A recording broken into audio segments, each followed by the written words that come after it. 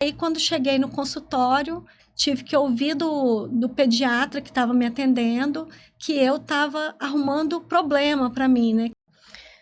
É interessante falar disso, porque aí pega um período que a gente estava sem plano de saúde, né? Sim. Então, eu vivenciei um pouco que a maioria das famílias, né, no Brasil vivenciam, né? Uhum.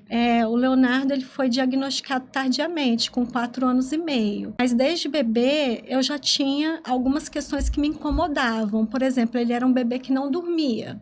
Sim. Então, ele não é que ele trocava a noite pelo dia, ele simplesmente não dormia a quantidade de horas que um bebê dorme. Então, eu fiquei muito cansada nesse período. Era um período que eu estava... tinha acabado de fazer o mestrado, assim, então estava já cansada, né? Sim. Passei a gravidez trabalhando a gravidez toda, e aí veio essa questão do Leonardo, né? Então, um bebê que não dormia. Aproveitei que ele não dormia e foi aí que eu decidi fazer o doutorado. Foi porque ele não dormia e eu fui fazer o projeto nas madrugadas da vida aí, né? Mas, além disso, o Leonardo, eu falo que ele tinha assim, um momento que ele entrava na zona do choro. Eu chamava de zona do choro porque eu não sabia o que que era. Era uma crise que ele tinha, né? Sim. Então, quando ele começava a chorar, ele não parava de chorar mais. E aí eu levava isso para os médicos, assim, eu relatava essas questões, né? Só que aí o pediatra falava, não, mas cada bebê, né, tem o seu tempo, aquela coisa que a gente já conhece, O né? clichê de Padrão. sempre. E aí, nenhum falava assim para observar os marcos, né, do desenvolvimento. Eu não tinha noção disso, assim. Apesar de ser uma pessoa estudada, mas eu não tinha compreensão desse processo, né? Eu era mãe de primeira viagem, né? Sim. Então, também não estava antenada com essas questões. Mas me incomodava muito. Eu tinha muita preocupação por conta do meu irmão. Então, a vivência com meu irmão, eu pensava, eu acho que o Leonardo tem alguma coisa, porque não está agindo conforme as outras crianças. E assim foi com ele durante toda a primeira infância, e eu mudava de pediatra o tempo inteiro por conta disso. E depois, quando ele começou a falar, não passou muito tempo, ele parou de falar. Aí Leonardo ficou uma semana sem falar.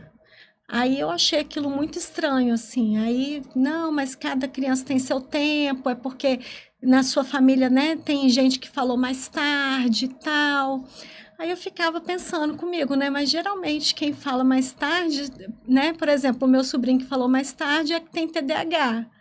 Então, sempre tem alguma questão, né, envolvida. Sim. E aí, quando o Leonardo entrou na creche pública, primeiro ele foi para a creche particular, não sempre a normalidade, né? A criança que tem seu tempo e tal. Mas quando ele entrou na creche pública, em coisa de uma semana, eu fui chamada.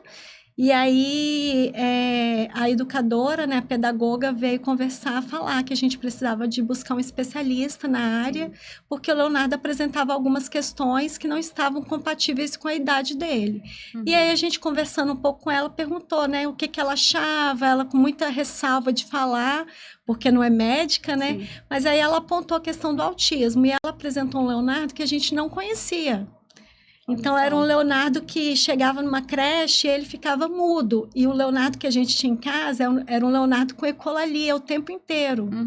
Né? Então, o Leonardo, ele usava a ecolalia para se comunicar. Ele colocava a ecolalia no momento certo da frase, assim, contextualizado, tudo certinho. né? Contextualizado, Sim. muito esperto, assim. Muito. E aquilo enganava um pouco as pessoas, né? Sim.